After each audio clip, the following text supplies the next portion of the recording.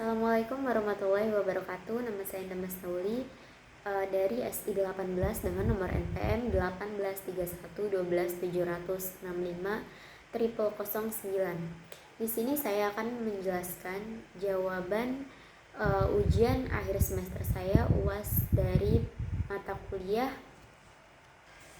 Audit Sistem Informasi. Di sini saya akan menjawab soal ganjil ya, dikarenakan NPM saya ganjil, yaitu nomor 1 dengan nomor 3. Nomor 1 itu soalnya dalam audit SI dikenal konsep resiko dan sistem pengendalian intern. Resiko merupakan kondisi atau kejadian yang dapat berdampak negatif pada hasil suatu kegiatan.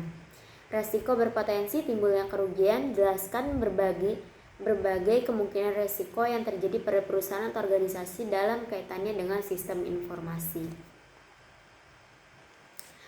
Sistem informasi ini membuat proses bisnis suatu organisasi menjadi lebih efisien dan efektif dalam mencapai tujuan. Sistem informasi bahkan menjadi kunci pemungkin proses bisnis organisasi dalam memberikan manfaat bagi stakeholders. Seiring makin meluasnya implementasi sistem informasi, maka kesadaran akan perlunya dilakukan review atas pengembangan suatu sistem informasi semakin meningkat. Kesadaran ini muncul karena munculnya berbagai kasus yang terkait dengan gagalnya sistem informasi sehingga memberikan akibat yang sangat mempengaruhi kinerja organisasi. Terdapat beberapa resiko yang mungkin ditimbulkan sebagai akibat dari gagalnya pengembangan suatu sistem informasi, antara lain yaitu yang pertama, sistem informasi yang dikembangkan tidak sesuai dengan kebutuhan organisasi. Yang kedua, melonjaknya biaya pengembangan sistem informasi karena adanya scrap creep atau pengembangan berlebihan yang tanpa terkendali. Yang ketiga, sistem informasi yang dikembangkan tidak dapat meningkatkan kinerja organisasi. Meningkatkan adanya beberapa resiko tersebut di atas yang dapat memberikan dampak terhadap kelangsungan organisasi, maka setiap organisasi harus memberikan review dan evaluasi terhadap pengembangan sistem informasi yang dilakukan. Kegiatan review dan evaluasi ini biasanya dilakukan oleh auditor sistem informasi.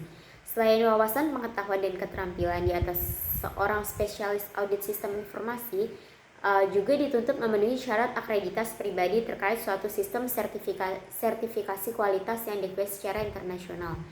Salah satu sertifikasi profesional sebagai standar pencapaian prestasi dalam bidang audit, kontrol dan keamanan suatu sistem informasi yang telah diterima secara internasional atau CSI, yaitu Sertifikat Informasi Sistem Auditor yang dikeluarkan oleh Information System Audit and Control Association. Kemudian saya di sini akan menjawab soal nomor 3, yaitu jelaskan langkah-langkah mengaudit database pada sebuah aplikasi. Proses audit operasional pemrosesan data ini ada disebut audit planning phase, yaitu audit operasional pada fungsi data processing tidak mempunyai starting place tetapi berpedoman pada tujuan audit. Masing-masing audit mempunyai ciri khas dan memerlukan individual treatment, karenanya lingkup audit berbeda sesuai dengan tujuannya.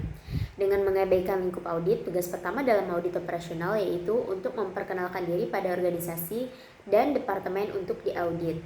Hal ini adalah sebuah tahap penting bagi auditor untuk memperoleh dan meninjau ulang latar belakang informasi pada unit, aktivitas, dan fungsi yang akan diaudit.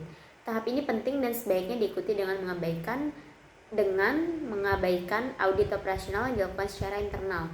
Audit sebaiknya mengumpulkan informasi dari klien untuk memperoleh pemahaman tentang departemen dan tujuan.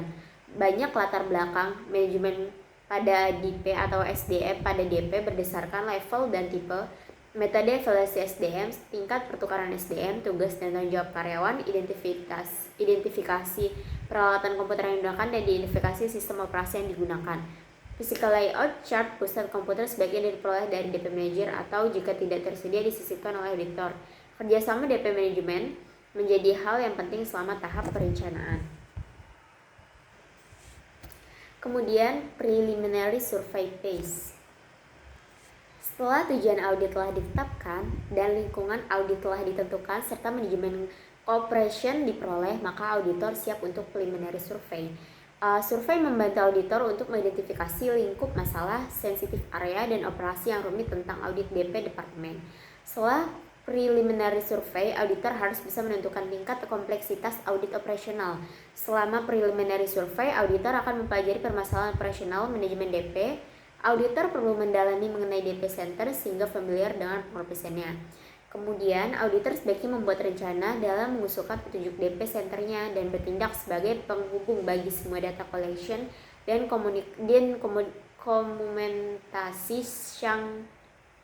komentasi yang diperoleh. Kemudian auditor akan membentuk rencana tahapan dalam operasi aktual yang disesuaikan dengan deskripsi tertulis maupun lisan dan pemahaman yang telah diberikan oleh DP personil kepada auditor. Proses verifikasi ini merupakan suatu transaksi atau lingkungan kerja yang diuji secara detail. Preliminary phase pada operational audit merupakan basis pada tahap pengujian audit yang terperinci. DP manajemen sebaiknya diberitahukan, mengungkapkan penyimpangan dan membantu dalam petunjukan pada lingkungan bermasalah. Auditor mendesain program audit untuk menemukan pertimbangan atau penyebab ketidakcocokan.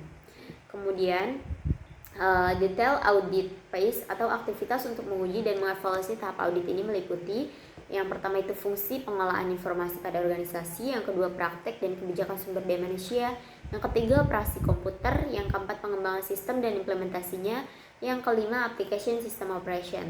5 area terdaftar ini diharapkan dapat menyajikan beberapa faktor-faktor penting yang harus dipertimbangkan ketika mereka memberi auditor suatu pandangan umum tentang komponen penting DP functioning ini dan dapat bertindak sebagai starting point yang baik. Dan terakhir yaitu reporting. Pada tahap penyelesaian operasional audit, laporan diberikan kepada manajemen dan komite atau perusahaan. Komite audit perusahaan. Isi dari laporan ini bervariasi sesuai pada harapan manajemen. Contohnya, laporan mungkin terdiri dari pendapat yang mengacu pada fungsi pengelolaan informasi yang efektif dan efisien dan saran-saran yang membangun. Internal auditor diwajibkan untuk melakukan follow up pada report audio findings dan memberikan rekomendasi untuk memastikan bahwa komite audit mengambil langkah yang tepat. Sekian yang bisa saya jawab, kurang lebihnya saya mohon maaf. Wassalamualaikum warahmatullahi wabarakatuh.